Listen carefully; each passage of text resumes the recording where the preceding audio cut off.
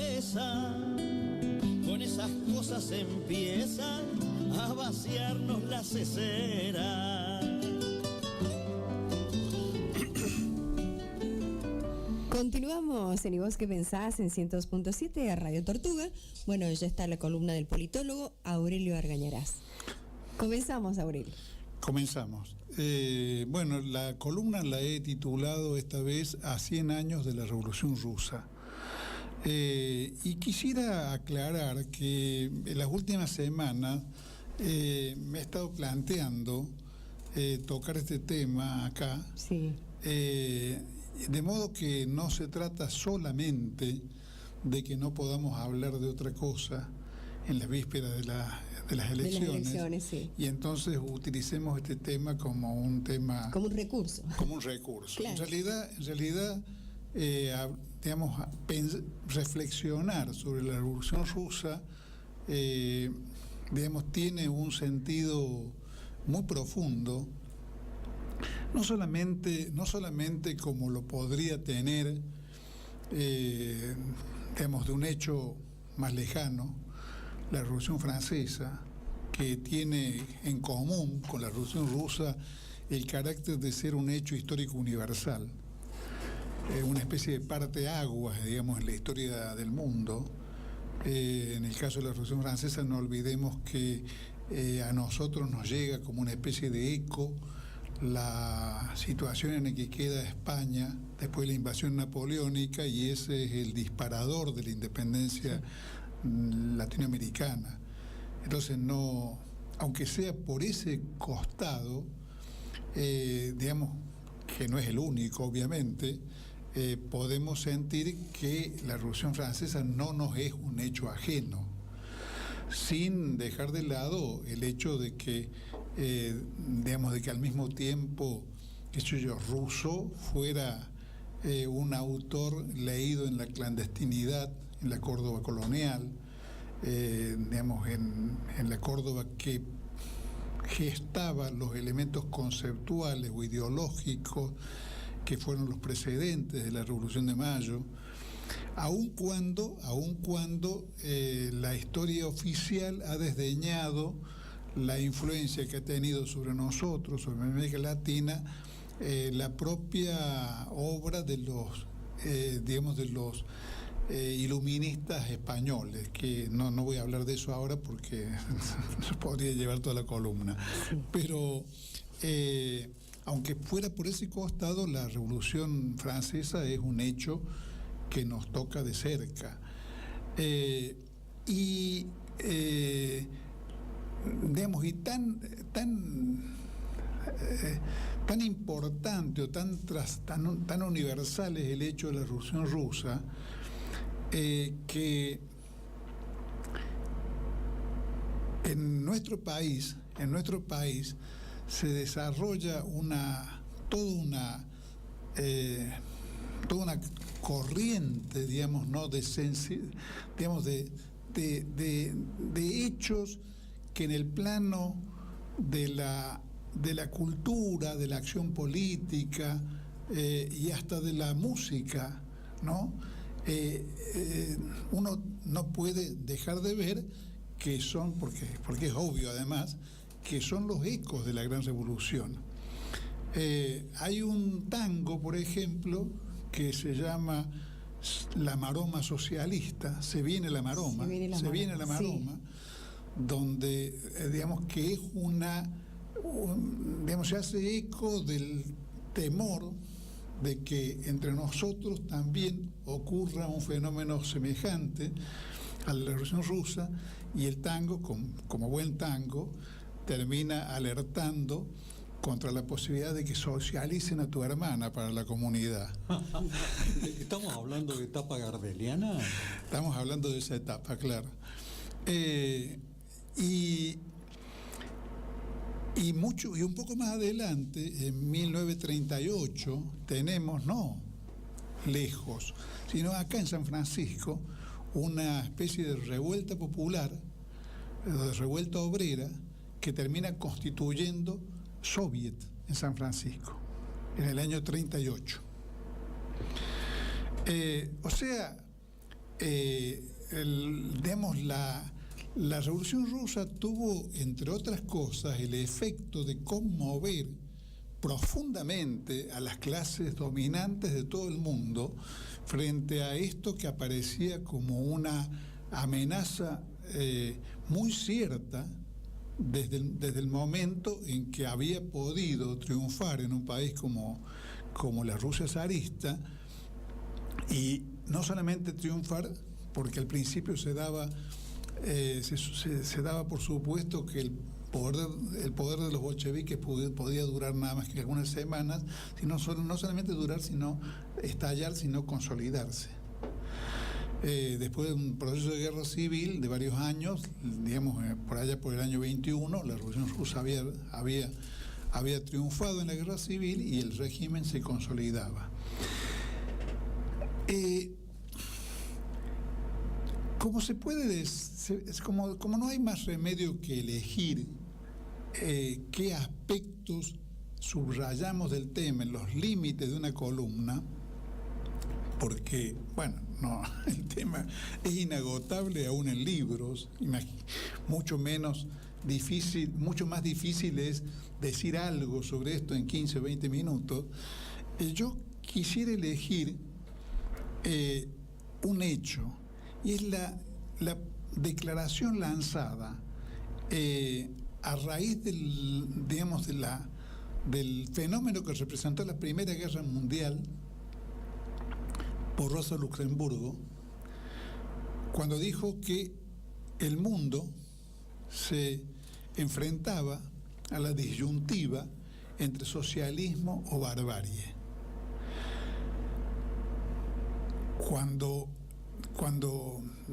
el término barbarie era una referencia a los límites a que podía llevarnos al género humano la sobrevivencia y capitalismo, que estaban manifestándose en la carnicería de la guerra.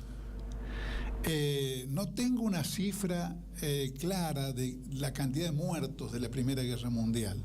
Sé que en la Segunda Guerra murieron 60 millones de personas, o sea, más que toda la población argentina junta. Y ambas guerras mundiales han sido hijos necesarios de las pujas del sistema capitalista mundial por el reparto del mundo. O sea, el capitalismo no puede considerarse ajeno al proceso de la guerra, porque aunque ambas guerras mundiales pudieran ser por los bandos beligerantes presentadas como una especie de lucha por principios, donde de un lado estaba la democracia, de otro lado estaba el autoritarismo prusiano en la primera, en la segunda estaban de un lado la democracia y la libertad occidental, y de otro lado estaba el nazismo y el fascismo, pero en realidad el fondo y las fuerzas impulsoras de la guerra eran el reparto del mundo. Alemania y Francia, Alemania e Italia, Japón, llegaron tarde al momento de madurez del capitalismo en cada una de esas naciones, y cuando adquirieron esa madurez y la fuerza expansiva, del capitalismo maduro, el mundo estaba repartido ya. El imperio dominante era el imperio británico, con mucho, Francia, Holanda y otros países tenían, prácticamente copado el sistema colonial, y estos capitalismos vigorosos, particularmente el capitalismo alemán, en su necesidad de adquirir mercados mayores que el propio mercado interno alemán, tenían necesidad de entrar en una disputa por el reparto del mercado mundial. Ese impulso generó las dos guerras, y y todos los hechos de barbarie ligados a esa guerra, de los cuales creo que para las generaciones actuales el paradigma más conocido es la bomba atómica en Hiroshima y Nagasaki, como muestras de la capacidad destructora del sistema. Pero en realidad en esos dos episodios murieron varios centenares de personas, de una cifra que en realidad alcanza los 60 millones de personas. De cantidad de víctimas, sobre todo el país que más víctimas contabilizó en la Segunda Guerra fue la Unión Soviética. En aquel sitio de Stalingrado. Claro, bueno, ese es un gran episodio, pero a lo largo de la guerra la Unión Soviética tuvo más o menos la mitad de las víctimas. Entonces, de alguna manera, el episodio de la Revolución Rusa es el emergente de una lucha por superar la barbarie del capitalismo y por instaurar un sistema que no se basara, digamos, no en el dominio del mundo, que no se basara en la lucha de clases, que no se basara en la explotación del hombre por el hombre, y entonces creara un horizonte de paz universal, de resolución de los problemas propios del capitalismo, de crear dos polos, un polo en el cual se concentra la riqueza y otro polo en el cual se concentra la miseria, y llevar adelante el sueño de una sociedad moderna. Rusia necesitaba transformarse en un país moderno en un sentido muy, muy, muy vasto y elemental, al punto de que era un país donde el 80% de la población era campesina, la mayoría eran analfabetos, en general cultivaban la tierra con los métodos de la Edad Media, y el atraso cultural era fenomenal. Lo que se conoce como la Rusia culta en realidad era una minoría constituida por los señores de la nobleza, por los señores de la burguesía industrial y de comercio, y por capas de burócratas y funcionarios que gozaban de un estatus propio de la civilización, de las conquistas de la civilización moderna, pero el conjunto de la sociedad rusa estaba absolutamente privada de esas cosas, y además había sido sometida a los horrores de la guerra por un gobierno inepto, sanguinario, despreocupado de la suerte de su población, y que en realidad lo único que le interesaba era el juego de su país para posicionarlo en el ámbito de las grandes potencias. Entonces, de esa carnicería emerge esta revolución, representando un hecho que durante un periodo generó una ola de esperanza que no nos podemos imaginar hoy en el mundo. Y no solamente en las clases trabajadoras, inclusive en algunos sectores de la intelectualidad y de la democracia política. Tuvo muchísimos simpatizantes, por ejemplo, en los propios Estados Unidos.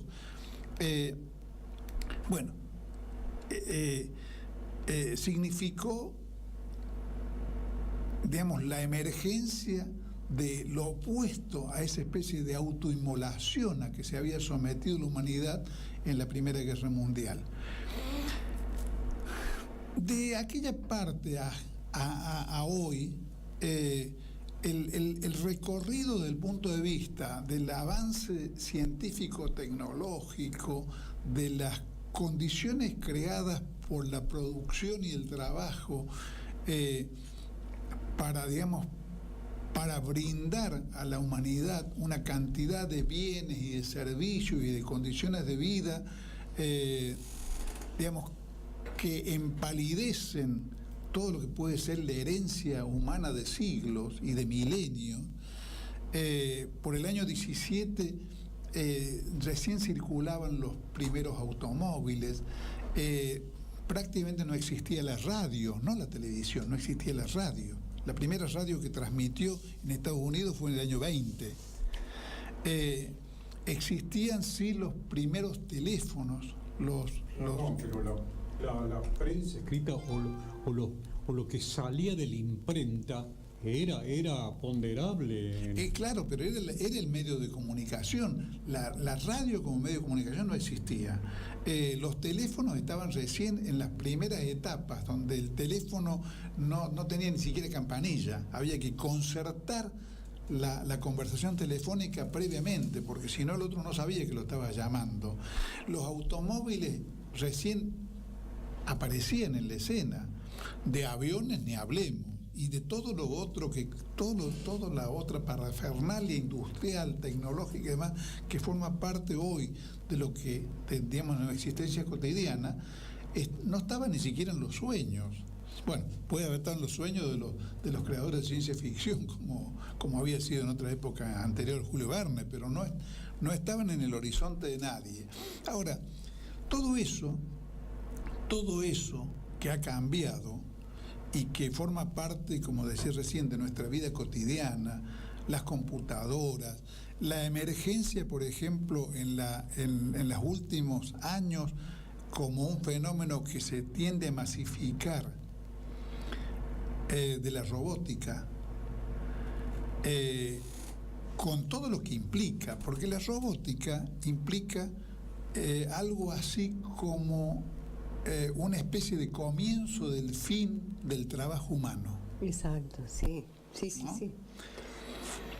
Pero la vez pasada me contaban de un economista que hablaba muy contento, muy alegre de esta cuestión de la robótica como de la última revolución, la nueva revolución industrial. Aparentemente sin plantearse, porque era un economista, digamos, burgués, por decir, un burgués quiero decir un economista que cree en el capitalismo. Parecía ser que este señor no se planteaba el problema que los obreros alemanes han sintetizado en una frasecita en sus negociaciones salariales, en sus discusiones con las automotrices, planteando: tengan en cuenta, señores, que los robots no compran automóviles.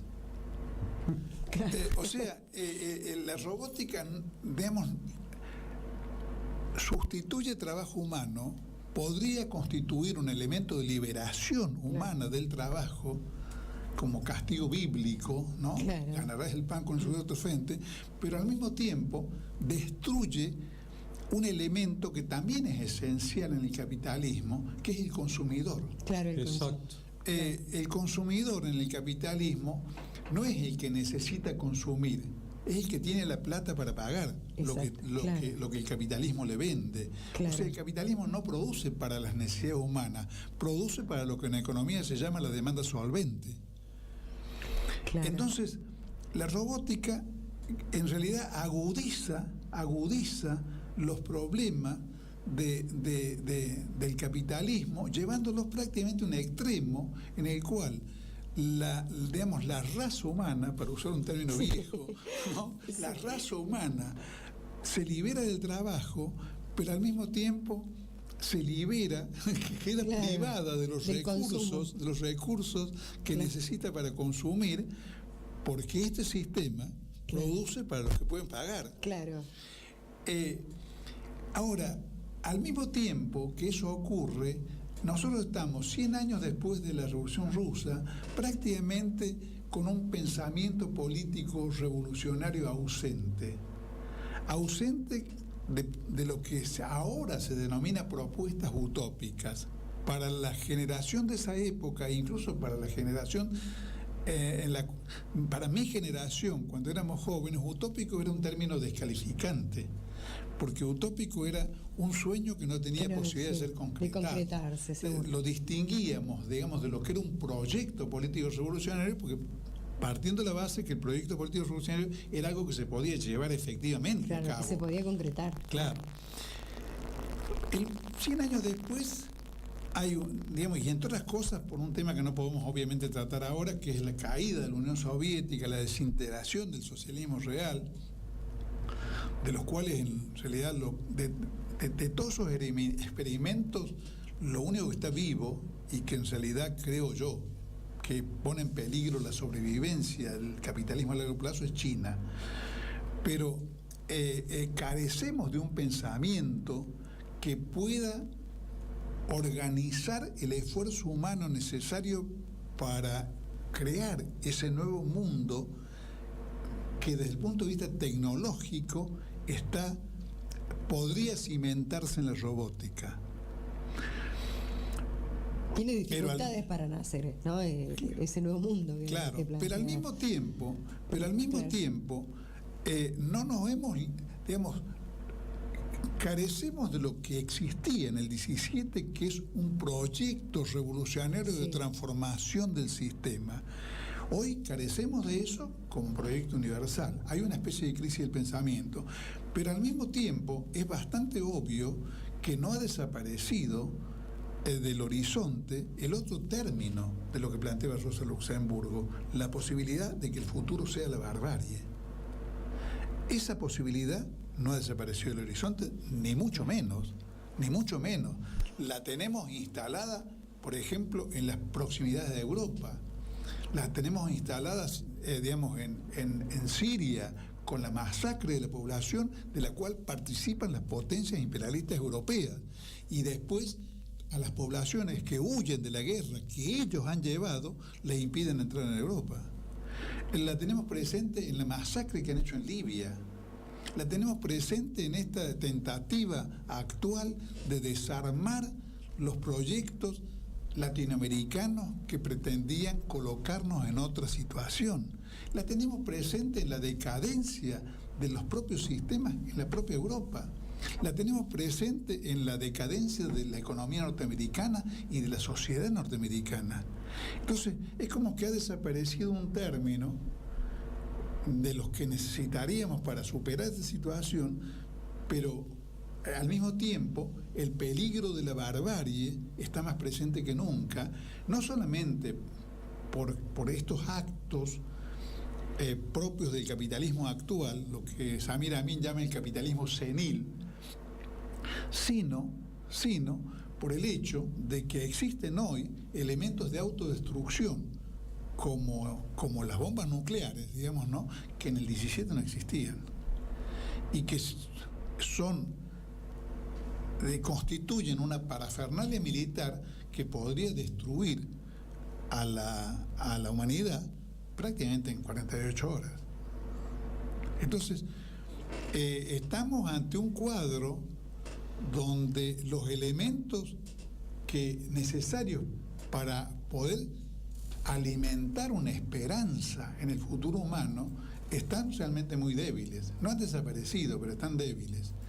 Y las amenazas sobre las cuales advertía Rosa Luxemburgo en las primeras 2 décadas del siglo XX están tan presentes como siempre. Entonces, creo que del modo que sea, tenemos que de alguna manera recuperar los fundamentos de aquel ideario para poder recrear una sociedad humana digna de la altura, digamos, de lo que podría llamarse la dignidad del hombre. Gracias, Abril. Jugando de otario, le han de colgar la galleta. Lo propio no tiene historia, mientras la historia se empaña. Si sos criollo y te das maña,